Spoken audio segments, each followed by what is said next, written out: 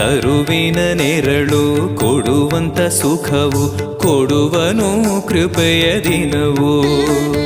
ಸ್ಥಿರ ಇರುವ ಮನ ಎನಗಿರಲಿ ಶರಣಾಗತಿ ಎಂದು ಬರಲಿ. ಭಗವಂತನ ಪ್ರಿಯ ಮಗನಿವನ ಸಾರಿ ಬದುಕು ಇರಲಿ.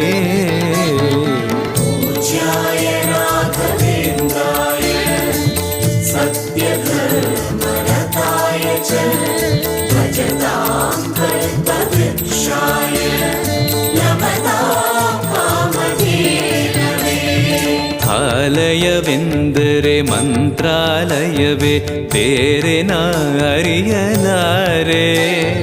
ರಾಜನು ಎಂದರೆ ಶ್ರೀ ಗುರು ರಾಜನೇ ಮತ್ತು ನಾ ತಿಳಿಯಲಾರೆ. ಆಲಯವೆಂದರೆ ಮಂತ್ರಾಲಯವೇ ಬೇರೆ ನಾ ಅರಿಯಲಾರೆ.